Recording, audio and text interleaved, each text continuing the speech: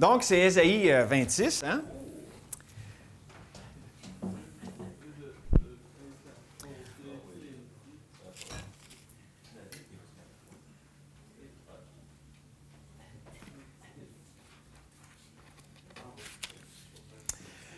OK.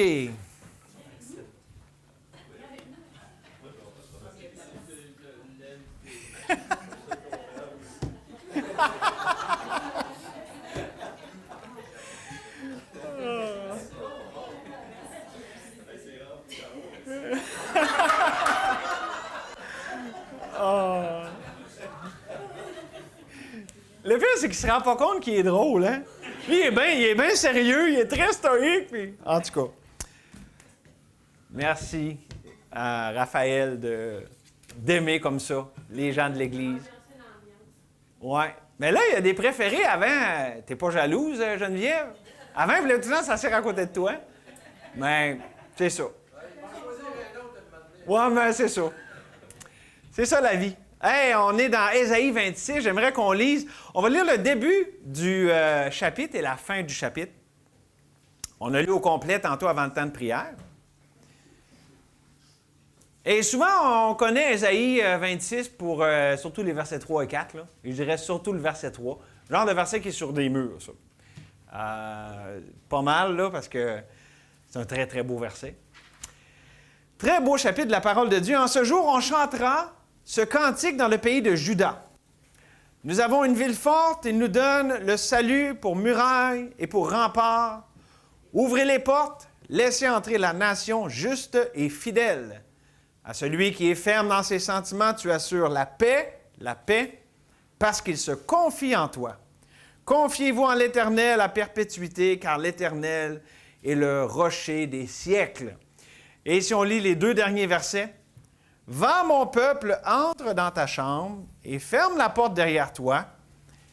Cache-toi pour quelques instants jusqu'à ce que la colère soit passée. Car voici l'Éternel sort de sa demeure pour punir les crimes des habitants de la terre.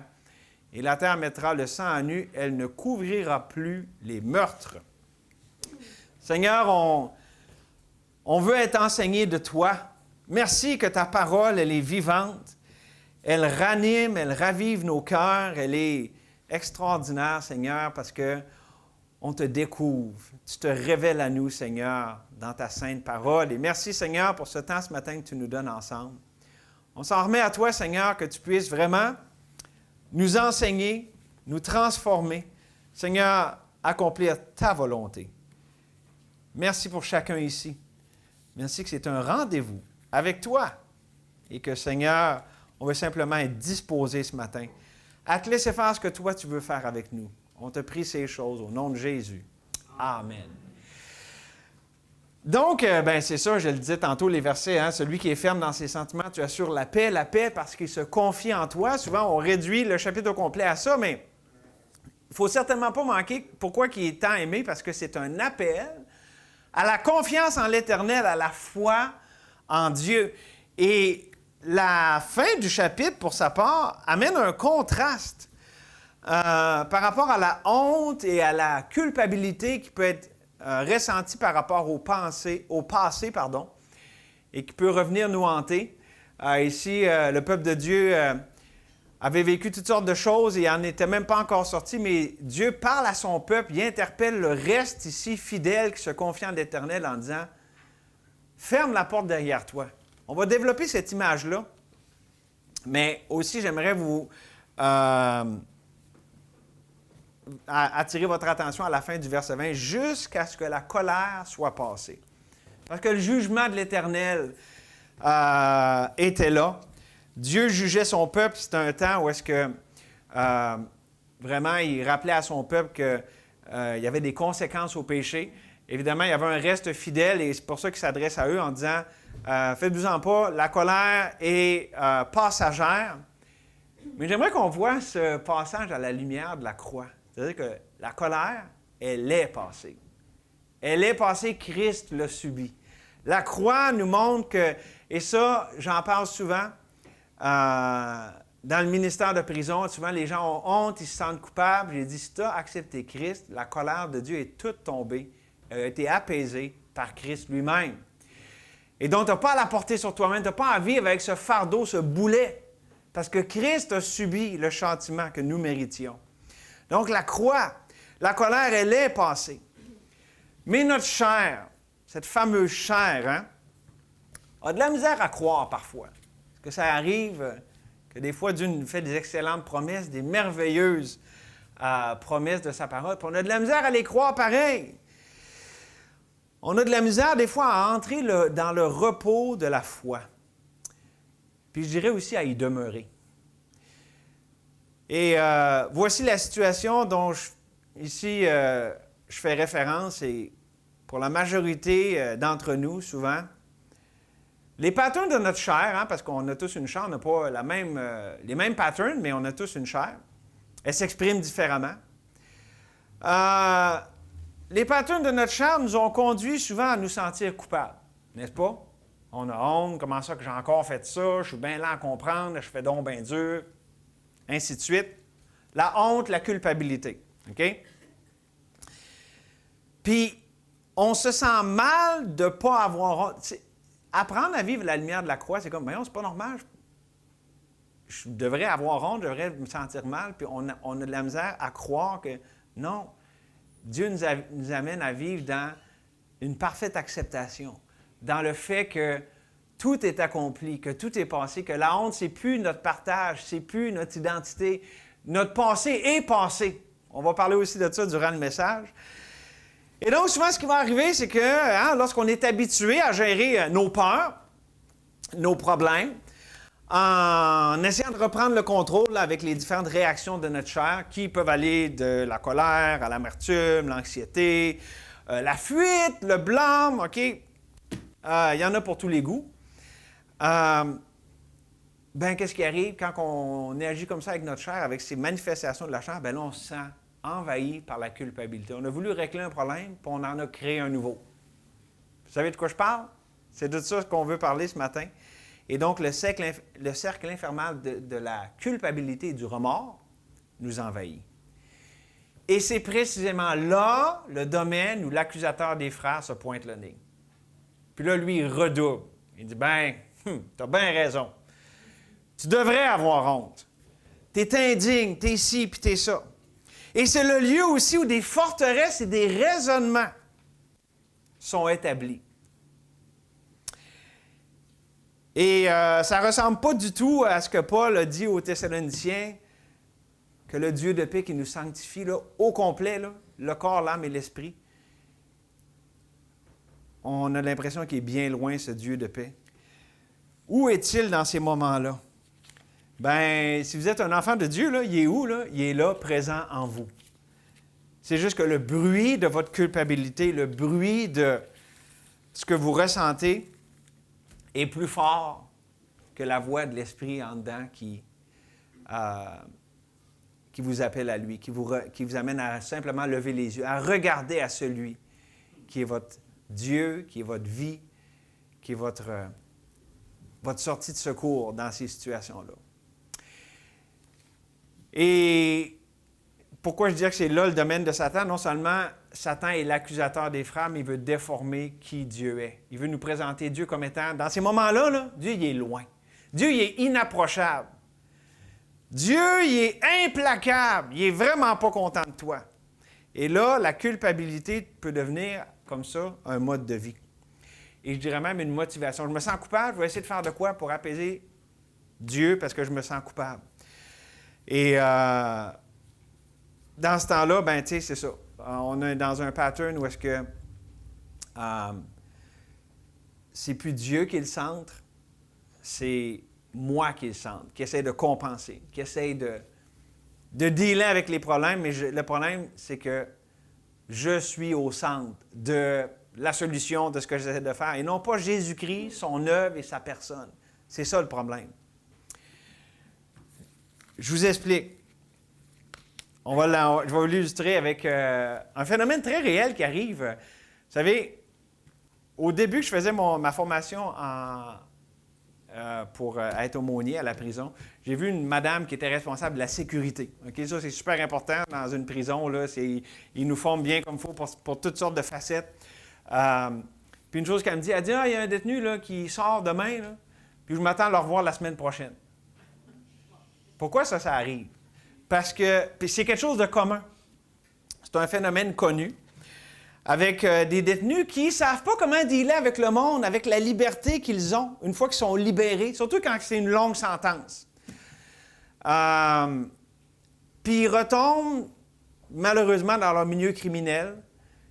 Puis aussi, encore malheureusement, des fois, ils finissent par retourner en prison.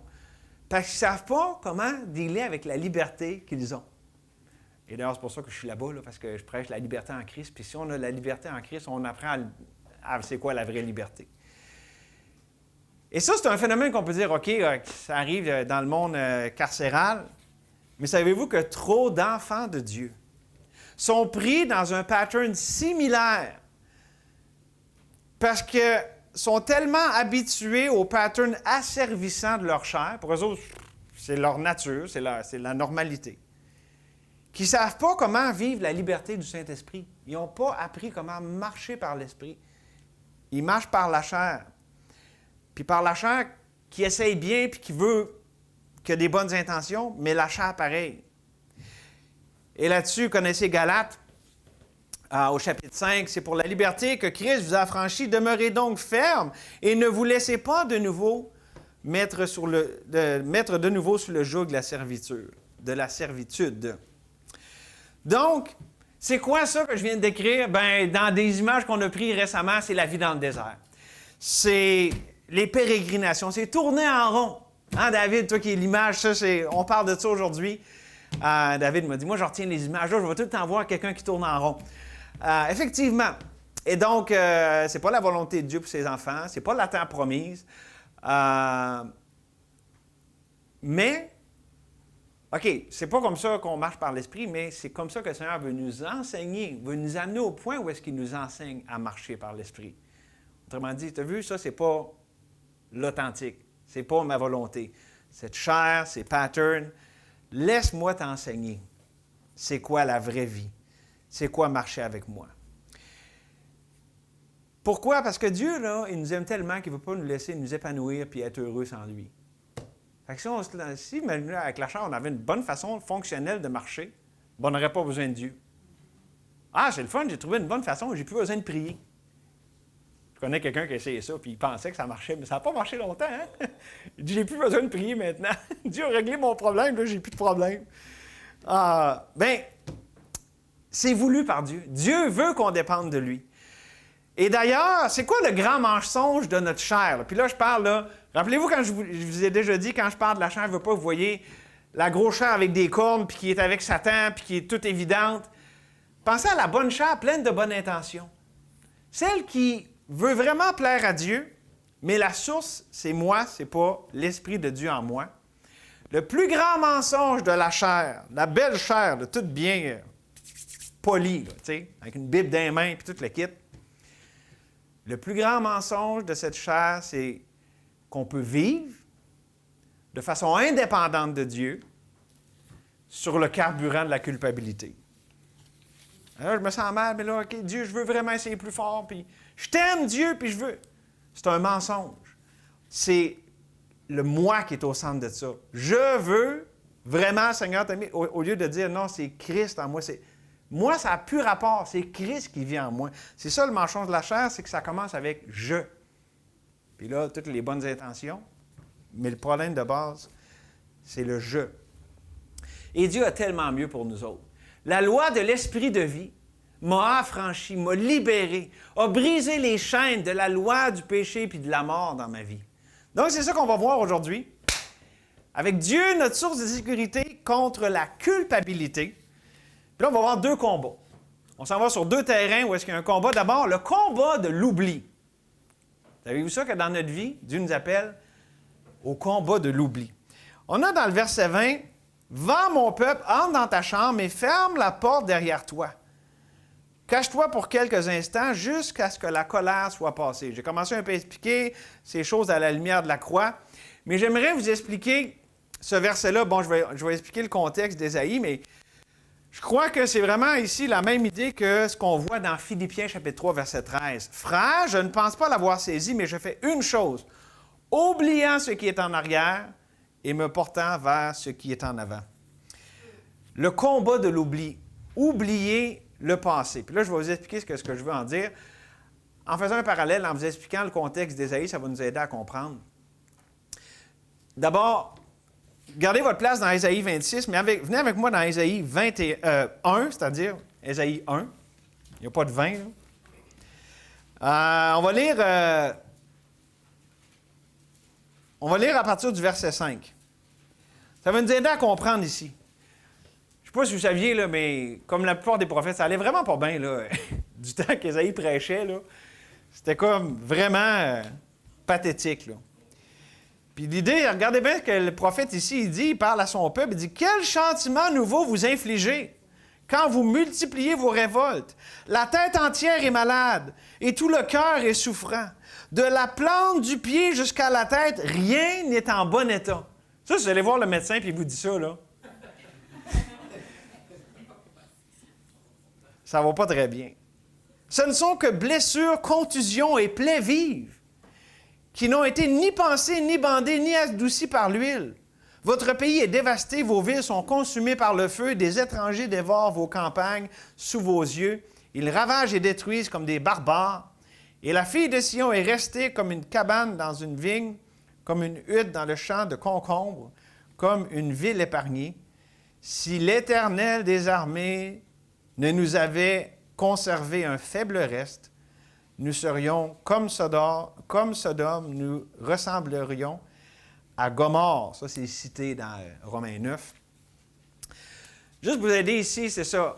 On voit avec ce verset-là, c'est l'ouverture du livre, la situation allait de mal en pire. Et depuis longtemps, Dieu avait voulu chanter son peuple, avait voulu les ramener, puis on voit vraiment ici, il dit, de la tête aux pieds, là, vous êtes malade, c'est des plaies ouvertes. Vraiment, il décrit une situation vraiment de maladie avancée.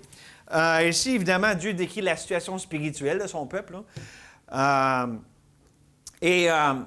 qui est important ici de comprendre, c'est que, bon, Dieu a suscité Ésaïe à cette époque-là, à ce moment-là, où est-ce que ça allait si mal, pour proclamer le jugement, parce qu'il y avait des conséquences à tout ça, d'avoir rejeté Dieu et tout ça, mais aussi, en même temps, la grâce de Dieu, l'espérance de la grâce. Et c'est ce qu'on voit dans Ésaïe constamment. Jugement, grâce. Jugement, grâce. Ou justice et grâce, c'est réconcilié parfaitement dans la croix. Hein? La justice de Dieu, sa grâce. C'est pour ça qu'on dit que Ésaïe est un prophète messianique, parce que ça tout pointe à la croix, c'est incroyable. Mais ça nous aide à comprendre que Ésaïe 26 est l'un de ces passages de grâce, d'espérance, où est-ce qu'il s'adresse à ceux qui se confient en lui et dit « J'ai quelque chose pour vous autres, je ne vous ai pas abandonné, il y a de l'espérance pour les justes. » Et c'est-à-dire que les justes sont appelés à se confier en l'Éternel et ainsi jouir de la paix. Et donc, ils peuvent fermer la porte sur le passé de jugement, qui ont vu, puis qui n'était pas fini, parce qu'il dit, la colère est presque passée, parce que dans l'échéancier de Dieu, là, Dieu n'avait pas fini avec son peuple. Il s'était gardé un reste, puis savez-vous quoi? Dieu a fait avancer les choses, puis c'est allé jusqu'à la croix, puis bon, on connaît le reste de l'histoire. Mais c'est vraiment le message ici du prophète. Et ça m'amène à ce point suivant. C'est ça l'idée du combat de l'oubli. Et je vous explique. C'est la question de où je me concentre, où je regarde. Parce que pour les gens en Israël, à l'époque, c'était facile de regarder à tout ce qui n'allait pas. Puis à l'apostasie. Pensez-vous que ça se peut que nous autres, on peut regarder à l'apostasie puis à tout ce qui ne va pas? Pensez-vous qu'on vit dans une époque pas mal similaire? Et donc, le combat de l'oubli, c'est de regarder, de porter notre attention. L'idée, c'est la proportion de notre attention sur Dieu, sur les choses de la foi. Ce n'est pas d'ignorer ce qui se passe, ce n'est pas d'oublier complètement, pas de tirer des leçons de l'histoire, mais où est-ce que notre centre d'attention se pose non sur le problème, non sur le passé, mais sur notre Dieu et l'espérance qu'il nous donne de toutes ses promesses. C'est ça aussi, aimer son avènement. OK, ça va mal, mais savez-vous quoi? Le retour du Seigneur, c'est une espérance vivante, puis on a hâte de le voir lui, puis d'être enfin libéré du péché, puis de tout ce marasme dans lequel on est à cause du péché. C'est ça le combat de l'oubli, c'est ça, fermer la porte derrière nous. C'est à comprendre à la lumière de la croix, c'est à comprendre à la lumière de Romains 6, 6, sachant que le vieil homme a été crucifié avec lui, afin que le corps du péché soit réduit à l'impuissance, pour que nous ne soyons plus esclaves, car celui qui est mort est libre du péché. Dieu a fermé la porte sur notre passé. Et pour certaines personnes ici, leur passé, c'est un douloureux souvenir qui les tire vers le bas. Et voici, c'est quoi le problème? Ce n'est pas le passé tant que s'accrocher à ce passé. Le porter comme un fardeau, y porter attention d'une manière disproportionnée si on compare à regarder en avant. Oubliant ce qui est derrière, je porte les regards sur ce qui est en avant. Vous êtes venu en auto aujourd'hui? Est-ce que le rétroviseur est aussi gros que le windshield, comme on dit en bon québécois, le windshield, le pare-brise? Est-ce que les proportions, hein? Bien, ça l'illustre. On regarde principalement en avant, puis c'est là que ça se passe. Des fois, on jette un coup d'œil dans le rétroviseur là, pour voir s'il y a quelque chose qui arrive par en arrière. Mais notre attention est... Donc, c'est ça. Oubliant ce qui est derrière, le combat de l'oubli, c'est de dire, se porter sur ce que Dieu est en train de faire, puis Dieu est en avant, au lieu de regarder en arrière et d'être pris avec ça. Puis notre marche avec Dieu, c'est ça. Notre passé, c'est pas ça la question, parce que je pense que je vous l'ai déjà dit, en tout cas, si je ne vous l'ai pas dit, là, je vous le dis. Notre passé est passé.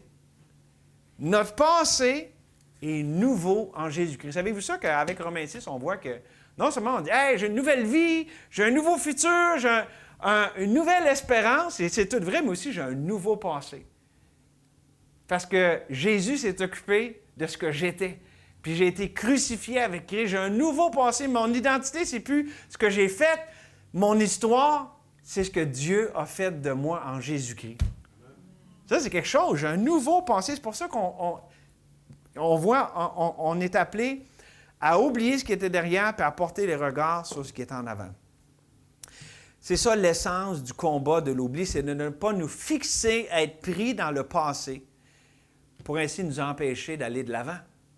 Parce que Dieu nous appelle à marcher. Et marcher, c'est par en avant. Mais maintenant, OK, si on oublie le passé, le combat de l'oubli, c'est quoi qui est en avant? C'est notre deuxième combat, le combat du repos. C'est des bizarres de points, hein? Le combat de l'oubli, le combat du repos. Ça, c'est un peu d'affaires qu'on parle bien souvent. Ça, je ne me bats pas bien pour ça, moi. Ah, vous allez voir qu'il y a un combat là, c'est certainement vrai. Verset 3 et verset 4. « À celui qui est ferme dans ses sentiments, tu assures la paix parce qu'il se confie en toi.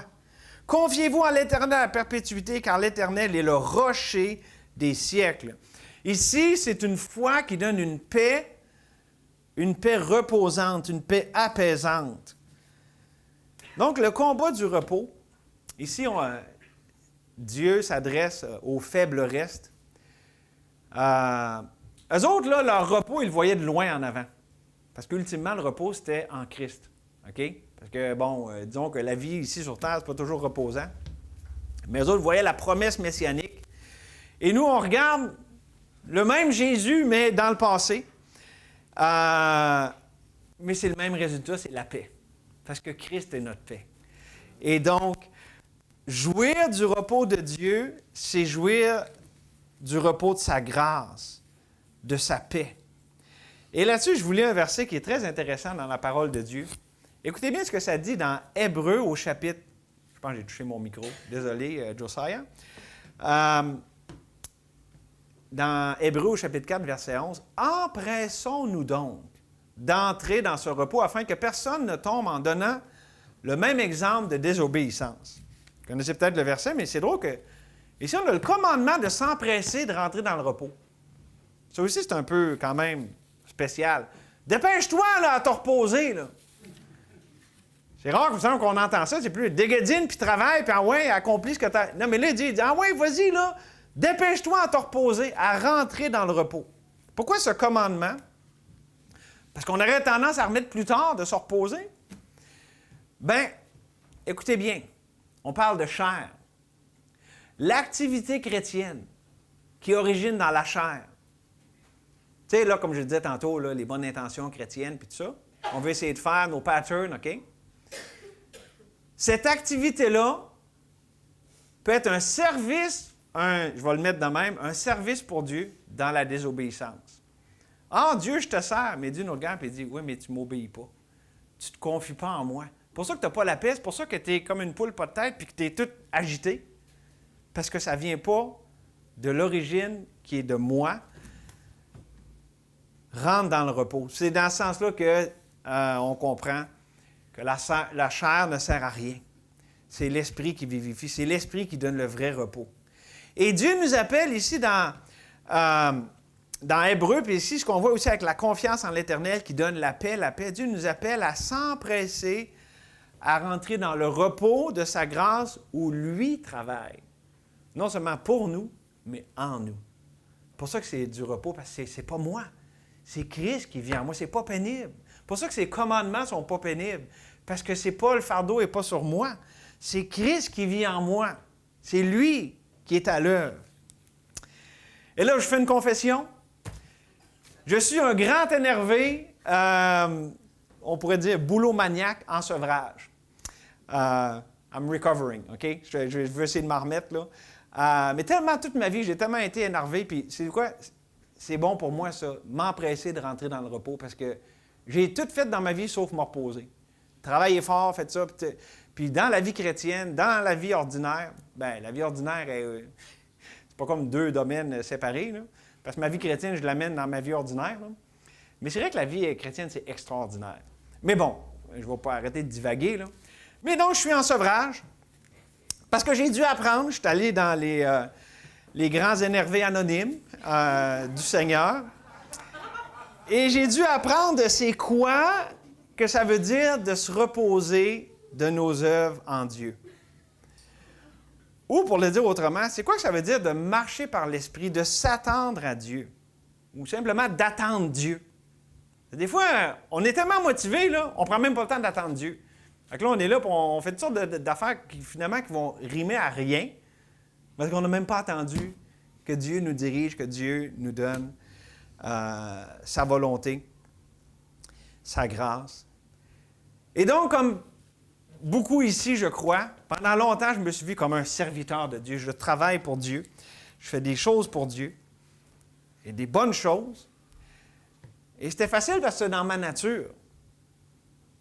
Ça remonte, tu sais, grand-père était de même. J'ai appris à travailler avec grand-père, puis je veux dire, c'est ça, c'est de même la vie. Mais lorsque le Saint-Esprit a commencé, non seulement à m'enseigner, mais à me faire comprendre Galates 2:20. Guillaume, c'est pas toi, là. Avec toutes tes bonnes volontés pour travailler pour moi, tu n'as plus rapport. C'est Christ en moi. Quand Dieu a commencé à m'enseigner ça, il y a une profonde transformation qui a commencé dans ma vie, dans mon être. Ça a complètement changé ma façon de voir la vie, mes relations, le ministère, tout. Et donc, je vous pose la question. Comment tu te considères aujourd'hui, là, comment tu te considères devant Dieu? Un ouvrier, un travailleur pour lui ou un récipient dans lequel Dieu travaille? C'est complètement deux façons de voir la vie. Il y en a un que c'est moi, puis l'autre c'est Christ qui vit en moi.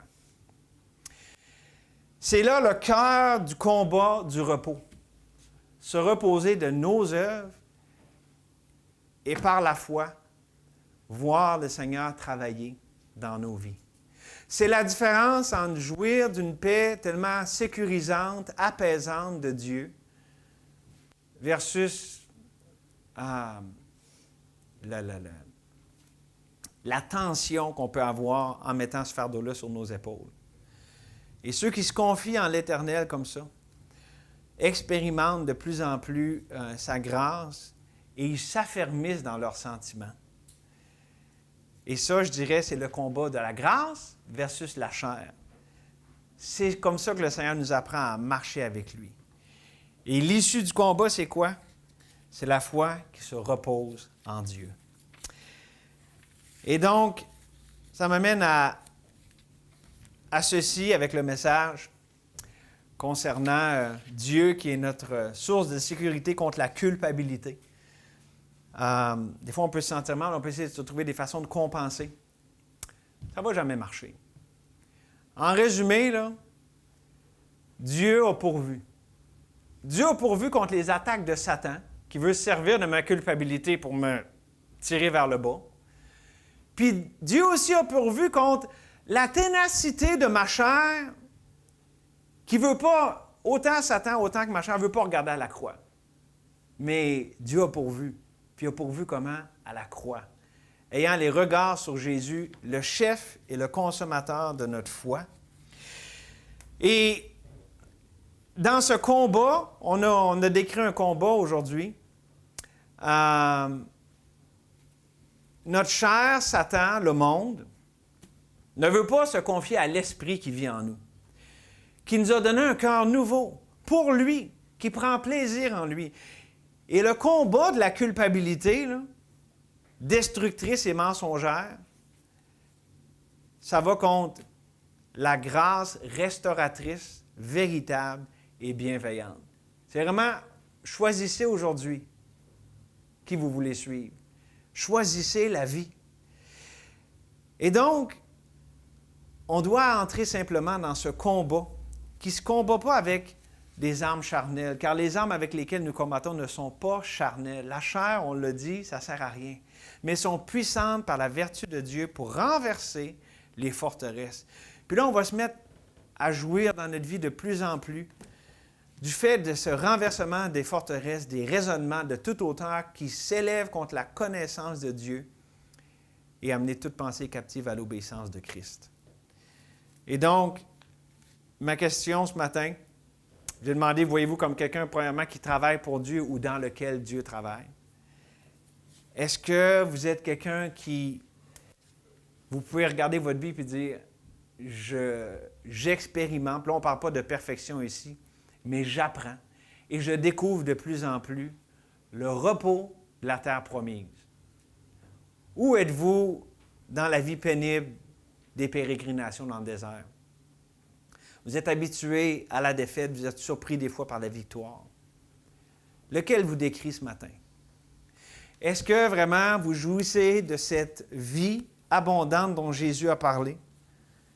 Le moyen, mes amis, c'est par la grâce, en s'humiliant.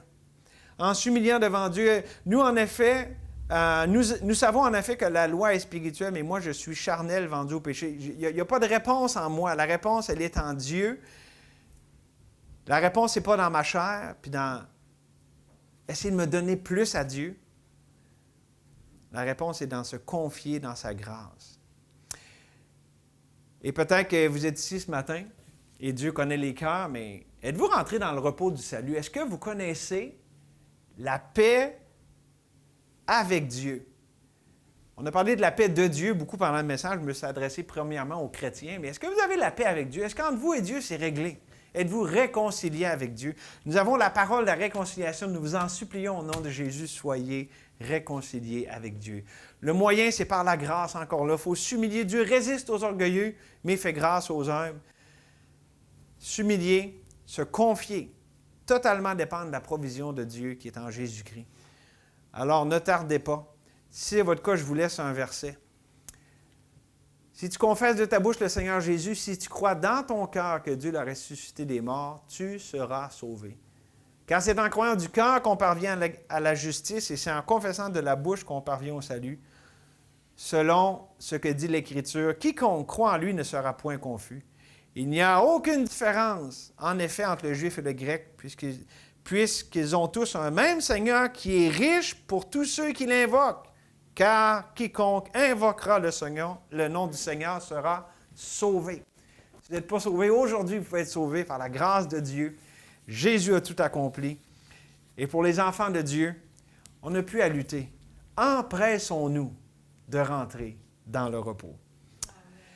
Merci Seigneur parce que tu es le Dieu véritable et vrai, digne de toute notre confiance.